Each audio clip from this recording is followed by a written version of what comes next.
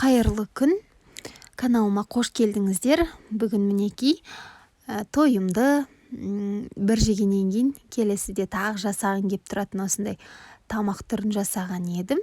Сіздермен де бөлісуді жөн көрдім. Сіздер де жасап көріп, жеп көріп, одан кейін комментарийға бөлісіп, одан кейін міндетті түрде каналыма жазыла кетіңіздер. Ең алдымен бізге керегі ашытылған нан, яғни нанымызды ашытып қоямыз. Ол үшін бізге електен өткізілген ұнымыздың үстіне кішкене көтеріп қойған ашытқымызды, бір ас қасық қаймағымызды қосып, осылай нан ашытып аламыз. Тұзды суға ашытамыз.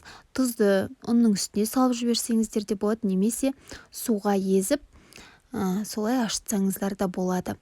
Мінекей 1 сағатқа жылы жерге үстін жауып қойып қоямыз. Оған дейін біз нанымыз ашығанша осылай 40 қабатымызды ұзынша етіп турап аламыз. 40 қабатымыздан кейін пиязымызды ұзынша етіп турап дайындап аламыз да оларды қуырып алатын боламыз. Бұл жердегі мәнтінің атаулары әр жерде әрқалай екен. Бізде болдырған мәнті деп жатады, бір жерде тойымды мәнті деп жатады. Бізде ашыған наннан жасалғаннан кейін болдырған мәнті деп атаймыз.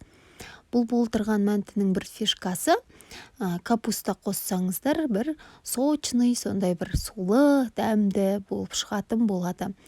Мінекей қызып тұрған майға осылай ең алдымен пиязымызды сарғайтып қуырып аламыз. Оның үстіне 40 қабатымызды салып, әртүрлі дәмдеуіштерді қосып, кішкене тұз қосамыз дәміне қарай. Одан кейін 40 қабатымыз әбден піскенше қуырып қоямыз. 40 қабатымыз піскенше біз қазір етімізді, басқа көкөністерімізді турап дайындап алатын боламыз. Кез келген етті алсаңыздар болады, және осылай кішкентай қып төртбұрышты етіп турап алатын боламыз. Еттеріңізді немесе ет тартқыштан фарш қып алсаңыздар да болады, немесе дайын фарш алсаңыздар да бұл жерде ештен кетпейді. Міне етіміз дайын болды, оның үстіне осылай жусайымызды қосамыз.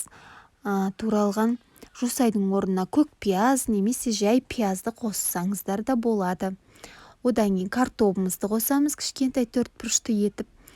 Мінекей піскен 40 қабатымыз бен пиязымызды қосып, тағы да дәміне қарай тұзын салып, тағы да дәмдеуіштер қосып, сұйық майымызды қосып, осылай барлығын жақсылап араластырып алатын боламыз. Көп сұйық май қосудың қажеті жоқ, өйткені сіздерде 40 қабат қуырылғаннан кейін майға өзі де майлы болып тұрады. Сондықтан да өздеріңіздің дәмдеріңізге қарай салсаңыздар да, қоссаңыздар да болады. 1 сағаттан кейін нанымыз осылай көтеріліп ашиды. Содан кейін кішкентай қылып осылай күлшелеп қоямыз да, оған дейін кішкене тынғанша қасқандарыңызды майлап дайындап қоясыздар, суларыңызды қайнатып қоясыздар газға. Мінекей енді шетінен алып осылай түйе береміз. Өте дәмді болып шығады. Міндетті түрде жасап көріңіздер, одан кейін ойларыңызбен бөлісе кетіңіздер. Бұл жерде әртүрлі форма етіп түйсеңіздер болады. Мен осылай сопақша етіп пирожки тәрізді түйдім. Ал сіздер домалақ етіп, үстін ашып, әртүрлі формада өздеріңіздің фантазияларыңызға қарай түйіп алсаңыздар болады.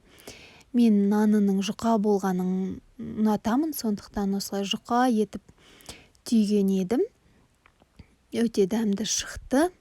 Мінекей осылай түйесіздер де қасқандарыңызға салып 45 минутта пісіріп аласыздар. Өзі томпиып, көтеріліп, өте дәмді болып шығады. Міндетті түрде жасап көріңіздер. Сіздерге ас болсын. Біздікілер бірден жеп қойды.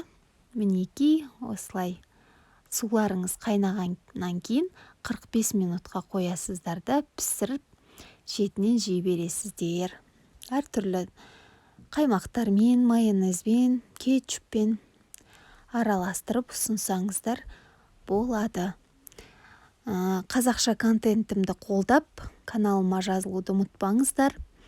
Басқа да түрлі видеолар бар менде.